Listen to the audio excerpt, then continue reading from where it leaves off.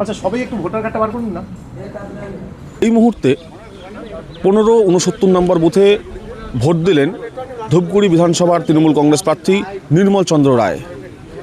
তিনি ভোটারদের সাথে কিন্তু লাইনে দাঁড়িয়েই কিন্তু ভোট দিলেন এবং ভোট দিয়ে বেরিয়ে কিন্তু তিনি সাংবাদিকদের মুখোমুখি হয়ে কিন্তু বলেন যে জেতার ব্যাপারে তিনি কিন্তু পুরোপুরি আশাবাদী।